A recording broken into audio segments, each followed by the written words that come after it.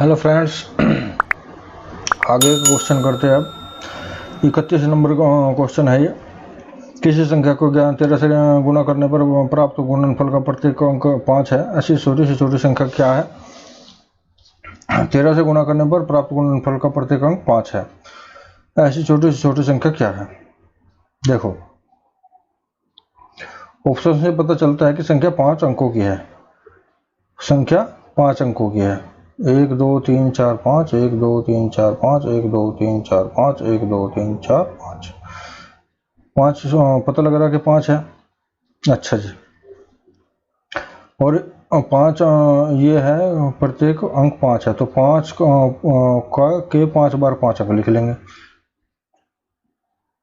13 का गुणा होगा तो इसका मतलब 13 से भाग दे देंगे। 13 से भाग देगा जो आएगा वही गुणा जाए। ठीक है। अगला क्वेश्चन, निम्नलिखित में से कौन सी संख्या 1 से 17 के बीच की सभी अभाज्य संख्याओं से विभक्त होती है? तो 1 से 17 के बीच की सभी अभाज्य संख्याओं से विभक्त होती है। 1 से 17 के बीच की अभाज्य संख्या कितनी है? 2 3 5 7 11 13 17 से विभक्त करने का नियम लगाओ।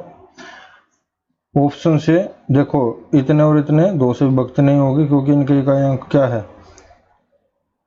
ये कह रहा है सभी से, यानी अगर इनमें से एक से विभक्त नहीं होगी तो उत्तर नहीं होगा। ये दोनों क्या है? 2 से विभक्त नहीं होगी क्योंकि इनके बीच में क्या, पीछे क्या है? 2 से विभाज्य ना होने का क्या है कि ना तो 2 से 3 कटेगा ना 5 कटेगा। ठीक है, इतने जो है वो 2 से कट जाएगी, 3 से नहीं कटने की। और केवल यह जो संख्या है, ये दोनों, क्योंकि 3 5 है, 2 से नहीं कटने के इकाई अंक, और यह 3 से नहीं कटने की क्योंकि 4 4 8 और 4 12 4 16 16 3 से नहीं कटता। केवल यह जो संख्या है, एक बस 3 तो घट गई, एक ही बच गई, यही कटती होगी सारे, यही आंसर है।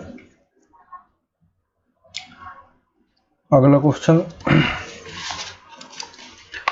क्वेश्चन है ये, निम्नलिखित में से कितनी संख्याएं 132 से विभक्त होती है? कितनी संख्या 120 जो इसके मिनिमम गुणनखंडों से विभक्त हो जाएगी, वो मतलब अभाज्य गुणनखंडों से विभक्त हो जाएगी, वो इससे विभक्त हो जाएगी। 11 गुणा 2 गुणा 3 गुणा 2, यानी इसका मतलब हो गया 11 गुणा 4। 2 गुणा 2 से नहीं, कभी 2 से काट के बैठ जाओ और आंसर कुछ और ही आए। 2 से तो कट जाएगा, लेकिन जो 2 से कटेगी वो 4 से नहीं कटेगी। इसलिए 4 से कटेगी वो 2 से कट जाएगी, लेकिन जो 2 से कटेगी वो 4 से नहीं कटेगी, क्योंकि 4 से कटने का नियम है कि इकाई दहाई अंक से बनी हुई संख्या 4 से कटनी चाहिए, और 2 से कटने का नियम है कि सिर्फ 2 इकाई अंक 2 से कटना चाहिए। इसलिए ये 4 से कटनी भी जरूरी है, ना कि 2 से, क्योंकि 2 दूनी 4, 4 से कटनी जरूरी है। तो 11 4 3 से जो काटने का नियम लगा लो और देख लो भाई। किसी संख्या को लगातार क्रम से 3 तथा 5 से भाग करने पर 2 तथा 1 शेष बचता है। इसी संख्या को 15 से भाग करने पर शेष क्या बचेगा? देखो, इस टाइप का एक क्वेश्चन पहले भी आया था।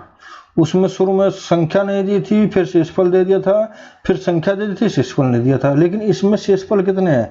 किसी संख्या लगातार 3 5 2 संख्याएं दे दी, उसमें सिर्फ एक संख्या से भाग दे, एक शेषफल, फिर दूसरी से भाग दे, दूसरा शेषफल।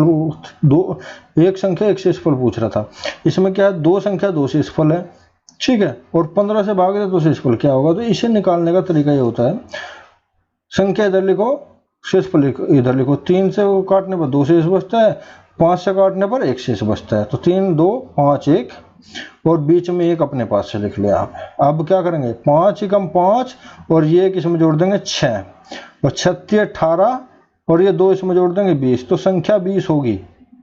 संख्या क्या होगी? वो 20। अब 20 को 15 से भाग देके देखेंगे, 15 एकम 15 5 शेष बचेगा। इस तरह इसको निकालने का ये तरीका होता है। ये एसएससी सब इंस्पेक्टर, सीजीएल और इंस्पेक्टर और सिपाही सब में आता है ये क्वेश्चन।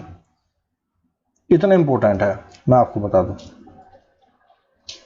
ये 3 भी दे देगा ना, 3 का भी, 4 5 से 3 संख्या, 4 संख्या, 5 संख्या, कितने भी संख्या दे देगा सब इसी से निकल जाएंगे। 3 ही संख्या देगा, 3 शेषफल, और चौथी से पूछ लेगा। वो इसी बढ़ाते जाएंगे यहाँ तक कि बढ़ाते जाएंगे ऐसे ही। 35 एक ऐसी संख्या है जो एक ही संख्या अंक को 6 बार लिखने से बनती है। ऐसी संख्या निम्न में से किससे सदैव विभाजित होगी, किससे सदैव विभाजित होगी? देखो किसी भी संख्या को 6 बार लिखोगे वो इसका गुणा जरूर होगा। अगर 6 देखो जो जैसे बताया, अगर हमको 2 2 2 2 लिखनी है तो 2 का गुणा, फिर भी 2 से गुणा इसकी होगी, 3 3 3 3 3 की गुणा इसमें होगी, 4 4 4 4 4 की गुणा इसमें होगी, 5 5 5 5 5 की गुणा इसमें होगी। ठीक है, तो इसका मतलब है जो इससे कट जाएगी वो क्या होगी, जो मतलब जो इसको काट देगी वो इनको भी काट देगी, जो इसको काट देगी वो इनको भी काट देगी। तो इसके मिनिमम अभाज्य गुणनफल कितने होंगे, क्या क्या होंगे? इसके मिनिमम अभाज्य गुणनफल ये हो गए, इससे ये कट जाएगा और जब इससे ये कट जाएगा तो इससे ये भी कट जाएंगे, तो इनके गुणनखंडों से ये कट जाएगी।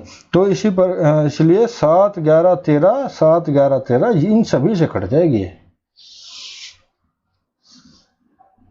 अगला क्वेश्चन,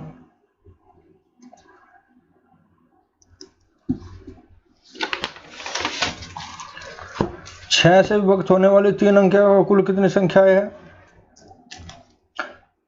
3 अंक है। अब देखो 6 से विभक्त होने वाली 3 अंक संख्या है। अब 6 से विभक्त होने का मतलब है वो संख्या 6 का 2 3 6 होती है, 2 से 3 से कटने चाहिए, या तो 6 से काट लो या 2 3 से काट लो। अब 3 अंक की संख्या जो है 100 से शुरू होती है। अब 100 2 से कट जाएगा, 3 से नहीं कटेगा, तो 101 2 से कट जाएगा, क्या नहीं, और 101 2 से नहीं कटेगा, 103 102 2 से कट जाएगा, 2 1 3 3 से भी कट जाएगा, और 2 1 2 2 से भी कट जाएगा, तो 102 से शुरू हो जाएगी। फिर क्या 103 कट जाएगा 2 से? नहीं, 104 2 से कट जाएगा, लेकिन 104 4 1 5 3 से नहीं कटेगा, 105 5 1 6 3 से कट जाएगा, लेकिन 2 से नहीं कटेगा, 106 6 3 से नहीं कटेगा, 107 3 से नहीं कटेगा, 108 दोनों से कट जाएगा, 8 1 9 3 से कट जाएगा, और 2 चौक 8 2 से भी कट जाएगा। तो इस तरह ये सीरीज बन जाएगी। इन दोनों के बीच में 6 का अंतर है, इसी प्रकार 114 के बीच में 6 का अंतर आ जाएगा, और इसी प्रकार ये इसका जो अंतिम वो होगा वो 996 होगा।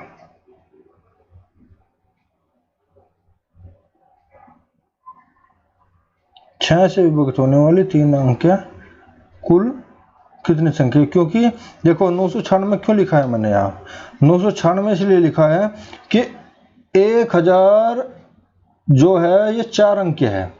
अब इससे कम कितने, इससे कम देखो 999 को करो, फिर 997 करो, 996 को करो, 998, तो इसे 996 कटते हैं, 996 लास्ट कर दिया। ठीक है, तो अब इस सीरीज का मान यहां से निकाल लेंगे। तो ये क्या है, पद निकालने हैं। पदों को निकालने का सूत्र मैंने बेसिक में बताया है, वो क्या है, a plus n minus one into d, और इससे निकाल लेंगे इनको। ए का मान, ए क्या है, अंतर है इसका, डी 6 है, ए 102 है। ठीक है, n हमें क्या करना है, पता करना है, क्योंकि 996 से ने दे दिया। ठीक है, तो n पता लग जाएगा। तो इस तरह इसमें ये इसको हल कर लेंगे। अगला क्वेश्चन, 4 5 तथा 6 में से प्रत्येक से विभक्त होने वाली 200 तथा 600 के बीच की संख्या कितनी है? 4 5 तथा 6 में से प्रत्येक से विभक्त होने वाली, तो इनसे विभक्त होने का मतलब है जो इनके लघुत्तम से विभक्त हो जाए, और इनका लघुत्तम कितना है 60, जो 60 और 60 के 60 से विभक्त हो जाएगी, वो इनसे भी विभक्त हो जाएगी, लघुत्तम से विभक्त हो जाएगी। जो अब देखो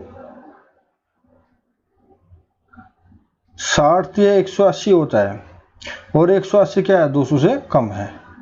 60 से 180 होता है, तो 60 कम 60, 60 दूनी 120, 60 से 180, और 180 क्या है, 200 से कम है। इसका मतलब इसका तो कोई मतलब ही नहीं है।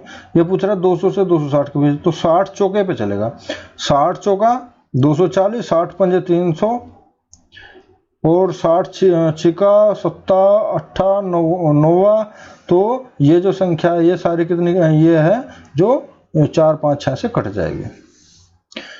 कितनी हो गई ये 1 2 3 4 5 6 6 संख्या, 6 आंसर आ जाएगा। बड़ी से बड़ी वह प्राकृत संख्या जो 4 क्रमागत प्राकृत संख्याओं के गुणनफल को विभक्त करे। तो 4 क्रमागत प्राकृत संख्या 1 2 3 4, 4 के 12 2 24, 24 है। बड़ी से बड़ी वह प्राकृत संख्या जो 4 क्रमागत सम प्राकृत संख्याओं के गुणनफल को विभक्त करे। तो 2 4 6 8, 4 हो गया, 8 6 48 और 4 दूनी 8, 48 8 96।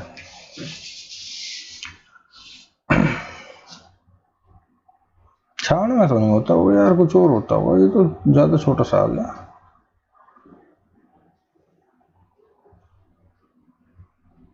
चार दूनी 8 संग 48, 48 अट्ठे 8 अट्ठे 64, 4 2 चौक 8 संग 48, 48 अट्ठे 8 अट्ठे 64, 64 8 चौक 32 अच्छे 38, ये आएगा इसका भाई।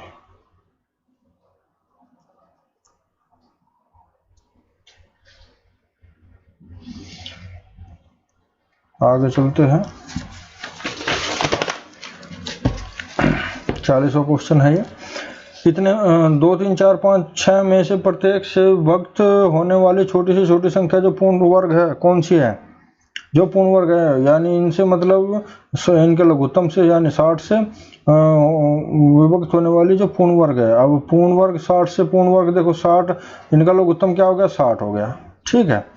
अब 60 हो गया, अब 60 के टुकड़े करो, 2 3 6 5 30 दूनी 60। अब वर्ग का मतलब है यानी दो दो के जोड़े। अब 2 के तो 2 जोड़े बने हुए, 2 का तो जोड़ा बनना, लेकिन 3 का जोड़ा बनाने के 3 का जोड़ा एक 3 और चाहिए और 5 का जोड़ा बनाने के लिए एक 5 और चाहिए। तो 3 5 की जरूरत है, तो कितने की 3 5 15 की जरूरत है, और यानी तो 15 आंसर आ जाएगा इसका। वर्ग का मतलब है 2 का जोड़ा बनना चाहिए, 2 का जोड़ा 2 का तो बना हुआ है, लेकिन 3 5 का बनाना है, और 3 5 का जोड़े का मतलब 15 15 की गुणा करनी पड़ेगी हमें।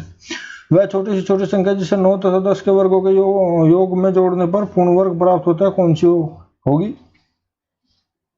9 तथा 10 के वर्गों के योग में जोड़ने पर पूर्ण वर्ग प्राप्त हो।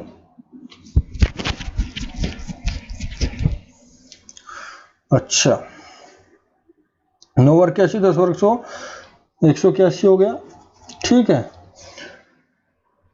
181 हो गया।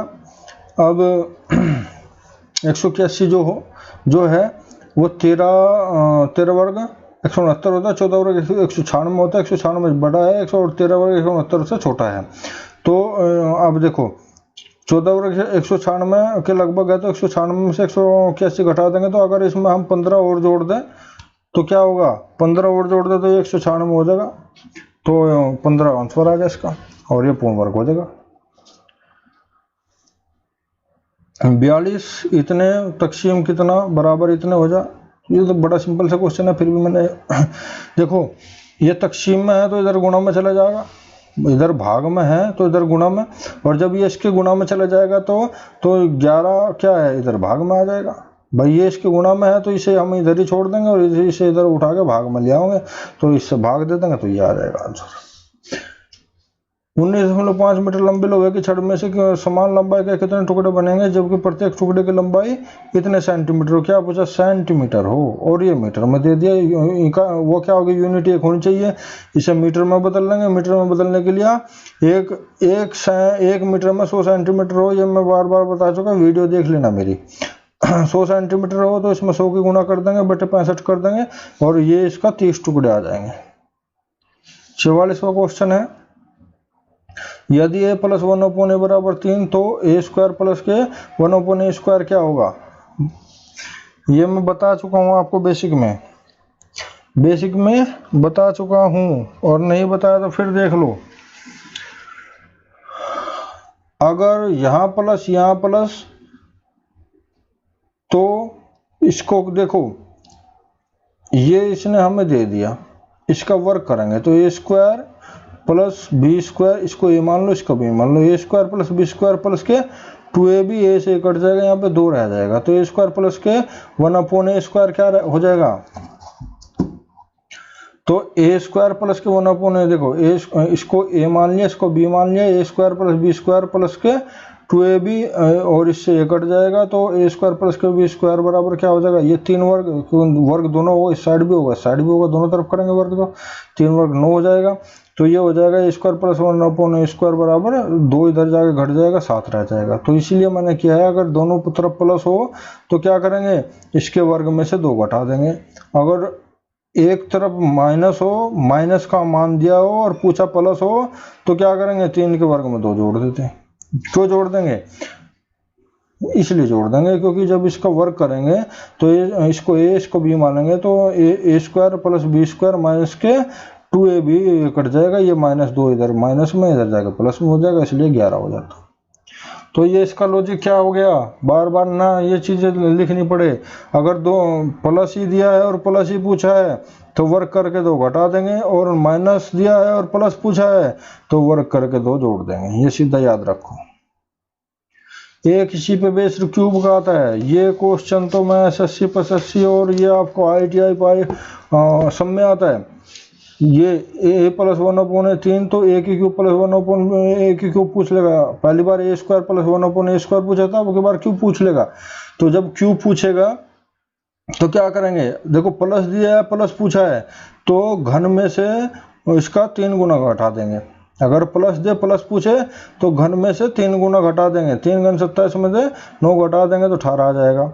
और अगर माइनस दे और माइनस ही पूछे तो घन में, इसके घन में 3 गुना जोड़ देंगे, तो ये हो जाएगा 3 गुना 27 प्लस के 18 बराबर 45। क्यों जोड़ देंगे, क्यों घटा देंगे, क्योंकि जब इसका क्यूब करोगे दोनों साइड का, ये a मान लेंगे, ये b मान लेंगे, a की cube plus b cube plus 3ab और a प्लस b, तो इससे ये कट जाएगा। और ये यहाँ पे देखो इसका मान क्या है, इसका मान 3 है और इधर 27 हो जाएगा, तो 3 3 9 हो जाएगा। 9 इधर प्लस का है ये, और इधर आगे माइनस का हो जाएगा, तो इसलिए घट जाएगा। और अगर ये माइनस है दोनों तरफ, तो यहाँ पे क्या होगा, इसका क्यूब करोगे, a की क्यूब प्लस के a की क्यूब माइनस b की क्यूब माइनस के 3ab, a माइनस के b हो जाएगा, इससे ये कट जाएगा। इसका मान 3 है और इधर 27 हो गया, तो 3 3 9, और ये 9 इधर आके क्या होगा, प्लस हो जाएगा, तो इसलिए 45। तो इसलिए कहता हूं मैं कि माइनस माइनस तो प्लस के क्यूब में प्लस का 3 गुना जोड़ देंगे, और प्लस प्लस क्यूब में माइनस कर देंगे 3 गुना। ठीक है, ये इनका लॉजिक है। और ये आप बार बार वहाँ एग्जाम में भी ये लिखना पड़ गया आपको, तो आप फिर ये देखो दुनिया यहाँ करके निकल जाएगी, आप इसको लिखते रह जाओगे। तो अगर वीडियो पसंद आई हो तो लाइक करें, सब्सक्राइब करें। धन्यवाद।